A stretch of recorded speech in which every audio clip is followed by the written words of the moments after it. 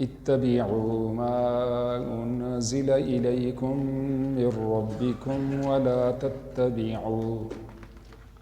ولا تتبعوا من دونه أولياء قليلا ما تذكرون وكم من قرية أهلكناها فجاءها بأسنا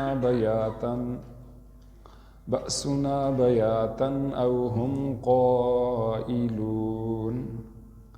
فما كان دعواهم إذ جاءهم بأسنا إلا أن قالوا إنا كنا ظالمين فلنسألن الذين أرسل إليهم ولنسألن المرسلين فلنقصن عليهم بعلم وما كنا غائبين صدق اللہ العظیم۔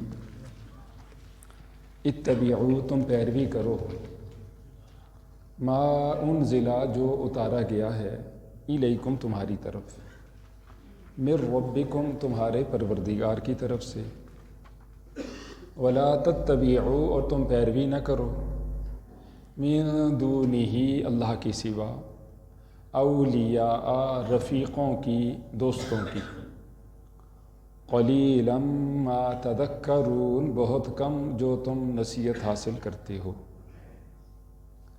وکم من قریۃ، اور کتنی بستیاں، اہلکناہا، ہم نے انہیں ہلاک کر دیا، فجاءہا، پس آیا ان بستیوں کے پاس، بأسنا، ہمارا عذاب، بیاتن، رات کے وقت، او ہم قائلون، یا وہ آرام کر رہے تھے، قیلولہ کر رہے تھے،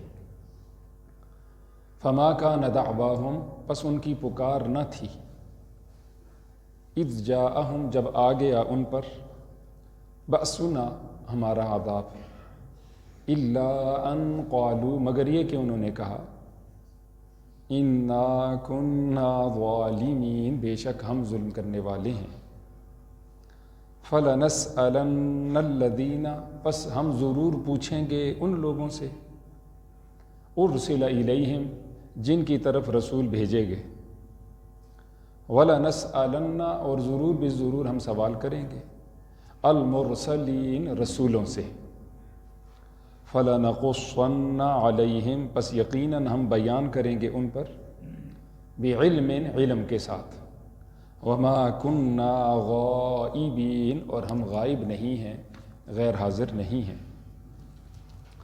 یہ آج کے درس کی 5 آیات کریمہ ہیں۔ اس سے پہلے والی آیات کریمہ میں قرآن پاک کی عظمت کا بیان تھا کہ یہ کتاب جو آپ کی طرف اے پیغمبر صلی اللہ علیہ وآلہ وسلم اتاری گئی ہے، یہ سچی کتاب ہے۔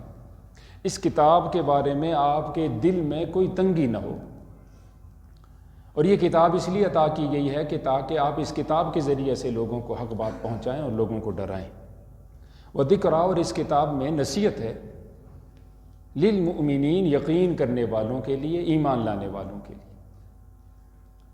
عام طور پر انسان وہ اپنے سر سے بوجھ یا ذمہ داری دوسروں کے سر پر ڈال دیتا ہے اور اپنے آپ کو وہ بالکل پاک صاف کرنے کی کوشش کرتا ہے۔ جی میں نے بڑی کوشش کی ہے، اس میں میرا کوئی قصور نہیں، قصور سارا بیوی کا ہے، قصور سارا اولاد کا ہے، قصور سارا ماتاتوں کا ہے، قصور سارا میرے رشتہ داروں کا ہے، میرے پڑوسیوں کا۔ عام طور پر یہی سننے میں آتا ہے، ہر ایک آدمی اپنی ذات کا دفاع کرتا ہے۔ نبیوں کی شان یہ ہے، وہ پوری قوت طاقت کے ساتھ اللہ کا پیغام پہنچاتے تھے، کوئی کوتاہی نہیں کرتے تھے، لیکن اس کے باوجود وہ اپنے دل میں یہ بات رکھتے تھے، ان کی سوچ فکر میں یہ بات ہوتی تھی کہ جس طرح اللہ کا حق تھا وہ ہم نے حق ادا نہیں کیا۔ تو ایک دل کے اندر ان کو پریشانی ہوتی تھی، احساس ہوتا تھا کہ جس طرح اللہ کی امانت کے پہنچانے کا حق تھا وہ ہم سے ادا نہ ہوا، کہیں اللہ جو ہمارا پروردگار ہے، خالق و مالک ہے، جس نے ہمیں بھیجا ہے، جس مقصد کے لیے بھیجا ہے، اس میں کچھ کوتاہی نہ ہوگی، وہ ڈرتے رہتے۔ یہی وجہ ہے حضور اکرم صلی اللہ علیہ وآلہ وسلم سے جب پوچھا گیا کہ آپ کی ریش مبارک میں کچھ بال سفید آ گئے، تو حضور نے فرمایا تھا شیبتنی سورۃ الہود و اخواتها، مجھے سورۃ الہود اور اس جیسی صورتوں نے بوڑھا کر دیا کہ وہاں امتوں کے بارے میں تھا، نبیوں سے کہا گیا کہ تم پہنچاؤ، انہوں نے پہنچایا، پھر اللہ کی پکڑ آ گئی، اللہ کی گرفت آ گئی نافرمانوں پہ۔ تو میں یہ سوچتا ہوں جو میں محنت کر رہا ہوں، اس محنت کی وجہ سے اگر لوگ مسلمان نہیں ہوں گے تو ہو سکتا ہے ان پر بھی اللہ کی پکڑ آ جائے، اللہ کی گرفت آ جائے۔ اللہ تعالیٰ جل شانہ نے آج کے درس کی آیات کریمہ میں مزید اسی موضوع کو بیان فرمایا ہے۔ پہلی آیت کریمہ میں ارشاد ہے اتبعوا، تم پیروی کرو۔ اب جمع کا صیغہ ہے، پہلے تو حضور کو خطاب تھا، آپ ڈر سنائیں، یہ نصیحت ہے، دل میں تنگی نہ رکھیں ساری باتیں۔ اب جمع کا صیغہ امت کو کہا جا رہا ہے، تم پیروی کرو اس کی، ما انزل الیکم، جو تمہاری طرف اتارا گیا ہے۔ اتارا گیا تو حضور اکرم صلی اللہ علیہ وآلہ وسلم پر ہے، لیکن جو اتارا گیا سب امت کے لیے اتارا گیا، الیکم اس لیے فرمایا، من ربکم، تمہارے رب کی طرف سے یہ آیا ہے، ولا تتبعوا، تم پیروی نہ کرو، من دونہ، اس کے سوا، اولیاء، دوستوں کی، سرپرستوں کی، رفیقوں کی۔ تمہارا رفیق اللہ ہے، ان ولی اللہ الذی نزل الکتاب وہو یتولی الصالحین، بے شک میرا ولی سرپرست اللہ ہے، نزل الکتاب، جس نے کتاب اتاری، وہو یتولی الصالحین، اور وہی متولی ہے، سرپرست ہے نیکوکار لوگوں کا۔ حضور سے بھی یہ کہلوایا گیا اور مجھے آپ کو بھی یہ آگاہ کیا گیا، تمہاری دوستی اللہ کے ساتھ۔ دنیا میں عام طور پر ہم دیکھتے ہیں تعلقات قائم کیے جاتے ہیں، بیوی کے ساتھ، اولاد کے ساتھ، رشتہ داروں کے ساتھ، دوستوں کے ساتھ، اوپر والوں کے ساتھ، نیچے والوں کے ساتھ، دو وجہوں سے محبت ہے ہمیں اور ہم ان کی چاہت رکھتے ہیں، دوستی لگاتے ہیں، تعلق قائم کرتے ہیں، لیکن دو چیزوں کا اندیشہ ہمارے ذہنوں میں سوار رہتا ہے، کہیں بے وفائی نہ کر جائے بیوی، میرا دوست مجھ سے بے وفائی نہ کر جائے، فلاں فلاں فلاں کی طرف سے بے وفائی نہ ہو جائے، میں تو وفا کر رہا ہوں کہ دوسری طرف سے بے وفائی نہ، ایک چیز تو اس کا ڈر رہتا ہے۔ دوسرا ڈر رہتا ہے جدائی کا، چلو بے وفائی تو نہیں کرے گا لیکن یہ مجھ سے جدا ہو جائے گا، بڑی محبت کرنے والی وفادار بیوی ہے، جدا ہو جائے گی، والدین بڑی وفا کرنے والے ہیں، مجھ سے جدا ہو جائیں گے، اولاد جدا ہو جائے گی، دوست جدا ہو جائیں گے، کسی اور چیز سے محبت ہے، پیار ہے، عہدہ ہے، ڈگری ہے، کرسی ہے، روپیہ پیسہ، کچھ چیز بھی۔ لیکن یقینی بات ہے کہ ان دونوں باتوں میں سے یا تو دونوں ہوں گی یا ایک یقیناً ہوگی۔ بے وفائی نہ ہو تو جدائی یقیناً ہوگی، کیوں؟ دنیا رہنے کی جگہ نہیں ہے، یہ یہاں سے کوچ کرنے کی جگہ، یہ غریب خانہ ہے، مسافر خانہ ہے، جو بھی آیا ہے بے حیثیت مسافر کے آیا ہے، پھر وہ نکل کے چلا جاتا ہے۔ ایک ذات ہے اللہ کی ذات، اگر اس سے ہم دوستی لگائیں، اگر اس سے ہم محبت کریں اور اس سے ہمارا جی لگا ہوا ہو تو یہ دونوں باتیں اس میں نہیں، نہ ڈر بے وفائی کا ہے کہ بے وفائی کرے گا، کبھی بے وفائی نہیں کرے گا، دوسرا سلسلہ جدائی کا ہے، کبھی اس سے جدائی بھی نہیں ہوگی۔ دیکھیں مرتے ہی ہم کیا کہتے ہیں، وہ آدمی اللہ کے پاس چلا گیا جی، عالم برزخ میں ہم نے اللہ ہی کے پاس رہنا ہے، عالم معاشر میں بھی اسی کی عدالت لگے گی، اسی کے حضور کھڑا ہونا ہے، اور جنت تو ہے ہی اللہ کی رحمت کی جگہ۔ اس لیے ان ولی اللہ الذی نزل الکتاب وہو یتولی الصالحین میں حضور سے بھی کہا گیا، امت سے بھی کہا گیا، تمہارا سرپرست کون ہے؟ اللہ، تو اسی کو بڑا سرپرست بناؤ، باقی سب نیچے ہیں، ان کی باتیں بھی چھوٹی ہیں، ان کا تعلق بھی چھوٹا ہونا چاہیے، اللہ کے رسول سے تمہارا تعلق بڑا ہونا چاہیے۔ قلیلا ما تذکرون، بہت کم جو تم نصیحت پکڑتے ہو۔ فرمایا اگر تم ایسا نہ کرو، نبیوں کو چھوڑو، نبیوں کی تعلیمات کو فراموش کر دو اور قرآنی باتوں کو تم پیچھے ڈال دو، یاد رکھو وَكَم مِّن قَرْيَةٍ، کتنی ہی بستیاں، أَهْلَكْنَاهَا، ہم نے ان کو ہلاک کر دیا، فَجَاءَهَا، پس آ گیا ان پر، بَأْسُنَا، ہمارا عذاب، بَيَاتًا، راتوں رات، اندھیرے میں، أَوْ هُمْ قَائِلُونَ، یا اس وقت جس وقت وہ دوپہر کو آرام کر رہے تھے، یعنی غفلت کے وقت، یہ دونوں وقت غفلت کے، رات کا وقت بھی غفلت کا ہوتا ہے، دوپہر کا کھانا کھا لینے کے بعد جو تھوڑا سا آرام ہوتا ہے، آدھا گھنٹہ، حضور نے اس کی فضیلت بیان کی ہے، یہ کیا کرو کہ اس کی وجہ سے تمہارے لیے پچھلے پہر، رات کے پہر میں پھر بیداری تمہارے لیے آسان ہو جائے گی۔ اور نبیوں نے قیلولہ جو ہے اس کو کیا ہے، ولیوں نے کیا ہے، نیک بندوں نے جو راتوں کو اٹھ کے اللہ کی عبادتیں کیا کرتے تھے، وہ قیلولے کا اہتمام کرتے تھے۔ کئی ملکوں میں جو حضور کی تعلیم کو انہوں نے دیکھا تو موجود ہے کہ ان کا کام کا ٹائم ہے، لیکن بیچ میں آدھا پونا گھنٹہ سب کے سب کام کرنے والے وہ قیلولہ کر لیتے ہیں، آرام کر لیتے ہیں تھوڑی دیر کے لیے، جس طرح بھی ہو سکے تاکہ جسم پرسکون ہو جائے کام کے لیے۔ ہمارے ذہن کے اندر یہ ہو جان ہے تو جہان ہے، قیلولہ کرتا ہوں جسم طاقتور ہوگا، آگے اللہ کی عبادت کرنا آسان ہوگی، گناہ سے بچنا آسان ہوگا، حق والوں کا حق ادا کرنا، خدمت کرنا، معاملات میرے درست چلیں گے، اس نیت کے ساتھ۔ یہ دو وقت بہر الغفلت کے ہیں۔ فرمایا جب تم غافل ہوگے آنن فانن اللہ کی پکڑ آ جائے گی، جس طرح پہلے لوگوں پر آ گئی۔ پھر ہوتا کیا ہے، ایک منظر ہے، فما کان دعواہم، پس نہ تھی ان کی پکار، الا فما کان دعواہم اذ جاءہم، جب آ چکا ان کے پاس بأسنا ہمارا عذاب، الا ان قالوا، مگر یہ کہ ان لوگوں نے کہا، انا کنا ظالمین، بے شک ہم ہی ظلم کرنے والے تھے۔ پہلے تو کہتا ہے مجھ سے زیادہ عقل مند کوئی نہیں، سمجھدار کوئی نہیں، ساری زندگی یہی رٹا لگاتے جب موت کے فرشتے آتے ہیں ناکامی کو دیکھتا ہے فوراً کہتا ہے انا کنا ظالمین، بے شک میں ظالم۔ یہ پکار ان کی رہتی ہے۔ اللہ فرماتے ہیں یہ بولتے رہے، فجعلناہم حصیدا، ہم نے ان کو کر دیا جس طرح کٹی ہوئی کھیتی، ہم نے فاذا ہم خامدون، بجھے ہوئے انگاروں کی طرح وہ راکھ بن گئے، رائی بن گئے، ختم ہو گئے۔ اسی انداز سے میری آپ کی اللہ حفاظت فرماتے ہیں۔ اس دن سے پہلے ہم نے اپنے پروردگار سے تعلق قائم کرنا ہے، محبت کرنی ہے، اس سے صلح کرنی ہے، نیکی کا جذبہ پیدا کر کے نیکی کرنا ہے، گناہوں کو چھوڑنا ہے۔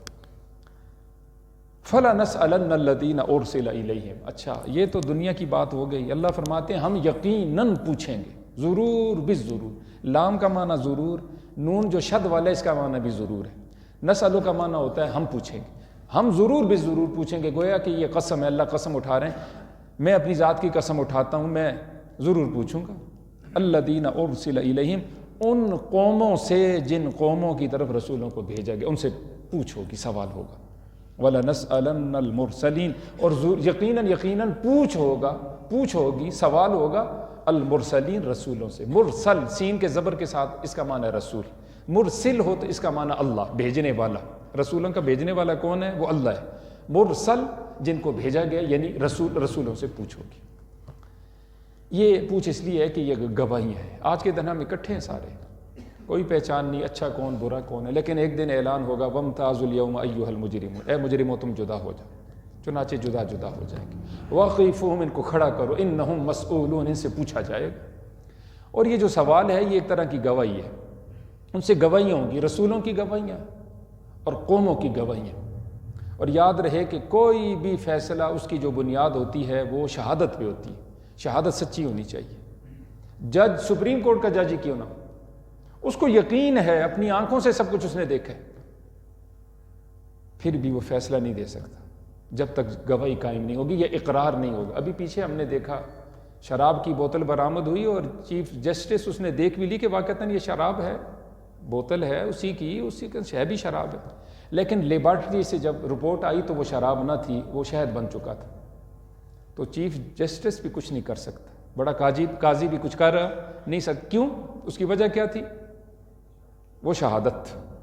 حضور اکرم صلی اللہ علیہ وسلم کے زمانے میں ایک عورت تھی فائشہ، سب زبانوں پہ یہ عام تھا کہ یہ درست عورت نہیں ہے، حتیٰ کہ لوگوں کا آنا جانا سب معاملات جاری تھے۔ حضور اکرم صلی اللہ علیہ وآلہ وسلم وہ رسول بھی ہیں، اللہ کے نبی ہیں، وقت کے خلیفہ ہیں، وقت کے وہ بڑے جج ہیں، سب کچھ ہے۔ حضور نے فرمایا، یہ بخاری شریف کی روایت ہے، اگر شہادت کا قانون نہ ہوتا، اقرار کا قانون نہ ہوتا تو اس عورت کو میں سنسار کروا دیتا۔ بات میری سمجھ رہے ہیں کہ نہیں سمجھ رہے؟ جب قاضی وہ فیصلہ نہیں کر سکتا تو میں اور آپ کسی کے بارے، یا اللہ کے رسول فیصلہ نہیں کر سکتے، میں اور آپ کسی کو زانی، شرابی، چور، ڈاکو کس طرح بنا سکتے ہیں؟ حرام خور۔ ہمارا تو ہماری تو آسان ہے، زبان تو ہماری بالکل آزاد ہے۔ اس کو 100% یقین ہے، 1% بھی شک نہیں قاضی کو، لیکن شہادت نہیں ہوگی تو قطعاً حکم نہیں لگے۔ جو لگائے گا اپنی طرف سے اس کو کوڑے لگیں گے، بھی کان کھول کے سنیں۔ یہ خالہ جی کا گھر نہیں ہے کہ کسی کی عزت کے ساتھ کھیلیں، کسی کو شرابی بنا دیں، کسی کو زانی بنا لیں، کسی کو بچہ باز بنا دیں، کسی کو جو بس ہمارے منہ میں آتا ہے ہم اپنا بڑاس نکالتے ہیں، جہاں کہیں بھی ہم سے ہو سکتی ہے۔ کوئی آدمی دو آدمیوں کے سامنے بات کر سکتا ہے، دوست اس کے دو ہی ہیں، ساری بڑھاسیں ادھر نکالتے ہیں۔ کسی کے دو بھی نہیں ہے، گھر والے ہیں، ادھر جا کے بڑھاسیں نکالتا ہے۔ کسی کے 10 ہیں تو وہاں وہ اپنے دل کی ساری وہ سلسلے نکال دیتے۔ تو میں آپ سے یہ درخواست کروں گا، ہم قرآن پڑھنے والے ہیں، جب تک شرعی شہادت نہیں ہوگی، ہمارا 100% یقین ہو، ہم کہہ بھی نہیں سکتے۔ کہیں گے تو ہمیں اللہ کے حضور جواب دینا پڑے گا۔ حضور اکرم صلی اللہ علیہ وآلہ وسلم کی حدیث مبارکہ ابھی میں نے آپ حضرات کے سامنے عرض کر دی۔ تو دونوں سے سوال ہوگا۔ حضور نے فرمایا، مسند احمد کی روایت ہے، مجھ سے پوچھا جائے گا تو میں کہوں گا، اے رب العالمین، میں نے تیرے سارے کے سارے احکامات کو امت تک پہنچا دی۔ نبیوں سے پوچھا جائے گا، پھر امتوں سے پوچھا جائے گا۔ بعض اقرار کریں گے، بعض انکار کریں گے۔ اگر سچے تھے اقراری تو ٹھیک ہے، اگر جھوٹے ہیں تو زبان بند ہے۔ پھر الیوم نختم علی افواہہم وتکلمنا ایدیہم وتشہد ارجلہم بما کانوا یکسبون۔ حضرت سیدنا عیسیٰ علیہ السلام کے بارے میں پیچھے ہم نے پڑھے، اللہ پوچھیں گے، یا عیسیٰ ابن مریم انت قلت للناس اتخذونی وامی الہین من دون اللہ، آپ نے لوگوں سے کہا تھا مجھے اور میری والدہ ماجدہ مریم کو الہ بنا لو، تو عاجزی کریں گے، نہیں یا اللہ سبحانک، تیری ذات پاک ہے، میں نے نہیں کہا، اگر میں نے کہا ہوتا تو تجھے علم ہوتا، یا اللہ میں نے اس طرح کی کوئی بات نہیں کی۔ تو نبیوں سے بھی سوال ہوگا، امتوں سے بھی سوال ہوگا۔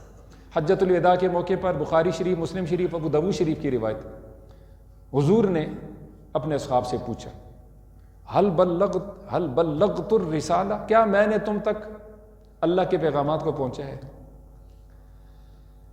تو سب نے بیک زباں ہو کر کہا، قالوا نشہد انک قد بلغت الرسالۃ۔ 4 باتیں صحابہ نے کہیں، قد بلغت الرسالۃ وادیت الامۃ ونصحت الامۃ وکشفت الغمۃ۔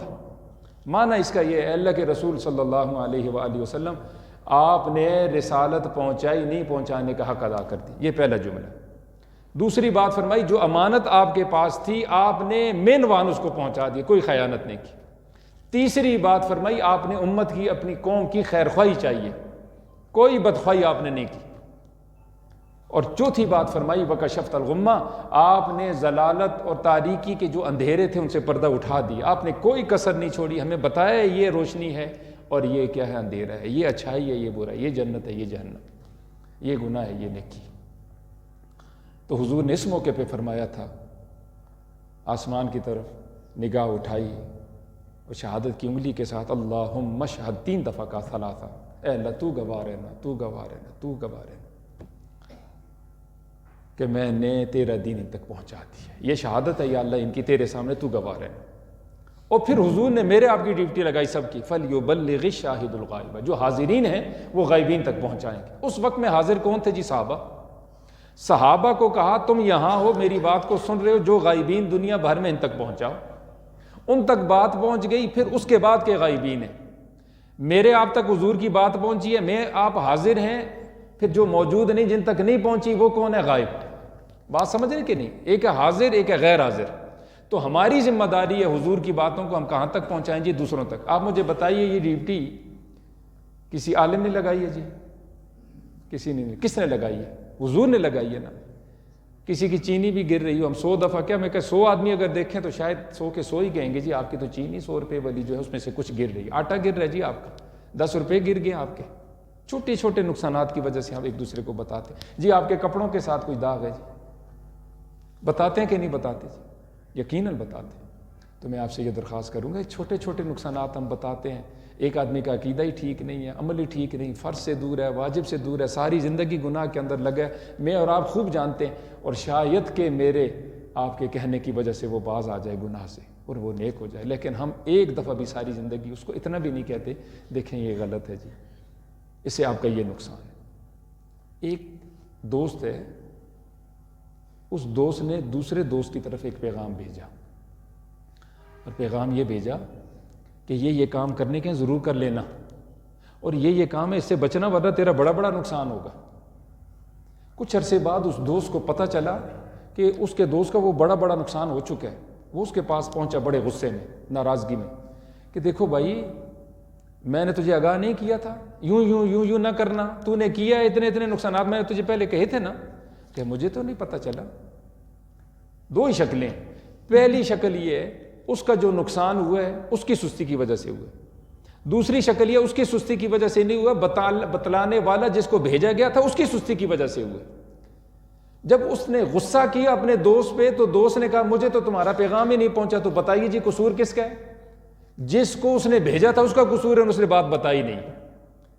دیکھیں نبیوں کو ساری باتیں بتائی، آگے یہ مشکل حالات ہیں، یہ کرو گے، یہ اچھائی ہیں بعد میں آنے والی ہیں، لیکن تمہیں بتا رہے ہیں اچھائی ہیں، یوں نہ کرنا ورنہ یہ نقصانات۔ مجھے بتائیں جی، باہر کچھ آدمی کھڑے تھے ہم سب کو قتل کرنے کے لیے، ایک آدمی بڑا خیر خواہ اندر آیا، اس نے کہا جی بڑا خیال کریں جی، آپ کو تو گرفتاریاں ہو رہی ہیں، باہر ٹکڑے ٹکڑے کیا جا رہا ہے، لوگوں کو مارا جا رہا ہے، پیٹا جا رہا ہے، میں آپ کو سمجھانا چاہتا ہوں، اپنی آنکھوں سے دیکھ کے آیا ہوں، ذرا خیال کریں۔ وہ ہمارا محسن ہے کہ نہیں جی؟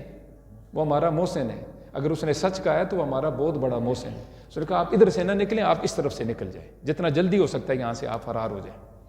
اور بعد میں ہمیں پتہ بھی چل گیا، اللہ واقعتاً جی جو یہاں سے گئے تھے تو ان کے تو ٹکڑے ٹکڑے ہو گئے۔